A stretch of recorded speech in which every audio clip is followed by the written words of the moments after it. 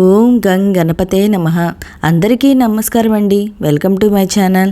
మానవులను కష్టాల నుండి గట్టెక్కించే వ్రతమే సంకటహర చతుర్థి వ్రతం అండి.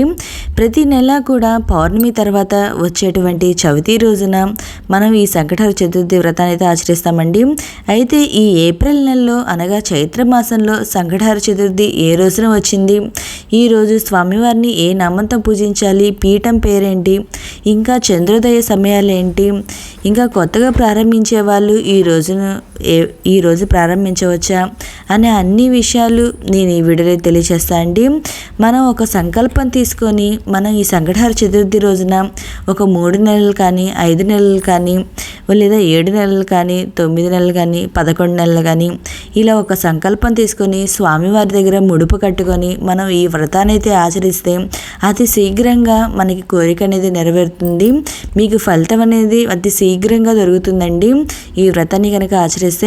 అయితే ఈ ఏప్రిల్ నెలలో అనగా చైత్ర మాసంలో ఈ సంకటహర చతుర్థి ఎప్పుడు వచ్చిందో నేను ఇప్పుడైతే తెలియజేస్తాను అండి.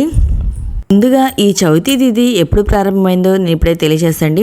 చతుర్థి తిథి ప్రారంభం వచ్చి ఏప్రిల్ 16 అనగా బుధవారం రోజున ఉదయం 10:25 నుండి ఏప్రిల్ 17 అనగా గురువారం రోజున మధ్యాహ్నము 12 గంటల వరకు మనకి ఈ చతుర్థి తిథి అయితే ఉందండి. మనకి చంద్రోదయ సమయంలో చతుర్థి తిథి ఏ సమయంలో ఉంటే చంద్రోదయ టైంలో ఆ రోజున మనం సంకటహర చతుర్థిగా నిర్వహించుకుంటామండి. దీని ప్రకారం మనం సంకటహర చతుర్థి నిర్వహించుకోవాల్సిన తేదీ వచ్చి ఏప్రిల్ 16 అనగా బుధవారం రోజున మనం ఈ సంకటహర చతుర్థి వ్రతాన్ని అయితే ఆచరించాలండి. ఈరోజు చంద్రోదయ సమయం వచ్చి 9:27 మీకు ఇంకా ఎవరైనా చంద్రోదయ సమయం కావాలంటే నా కామెంట్ బాక్స్లో కామెంట్ పెట్టండి. వారి ప్రాంతాల్లో చంద్రోదయ సమయం ఏమిటో నేను ప్రతి ఒక్కరికి రిప్లై అనేది ఇస్తాను. ఈరోజు స్వామివారిని ఏ నామంతో పూజించాలి, ఏ పీఠం పేరేంటి అనే విషయాలు నేను ఇప్పుడే తెలియజేస్తానండి. ఈ రోజున స్వామివారిని వికట మహాగణపతి అనే నామంతో పూజించాలి. స్వామివారి పీఠం వచ్చి వినాయక పీఠము. ఇంకా కొత్తగా ప్రారంభించే వాళ్ళు వ్రతాన్ని ఈ నెల ప్రారంభించవచ్చా అంటే ప్రారంభించవచ్చండి. ఏ నెలైనా మనం ఈ వ్రతాన్ని ఆచరించవచ్చు. ఒక సంకల్పం తీసుకొని ఆ స్వామివారికి పూజ చేసుకుంటే చాలా మంచిదండి.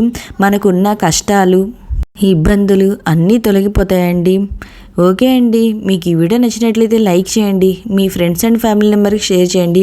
ఇంకా మీకు ఏమైనా సందేహాలు ఉంటే నా కామెంట్ బాక్స్లో కామెంట్ పెట్టండి. ప్రతి ఒక్కరికి రిప్లై అనేది ఇస్తాను. Thank you for watching.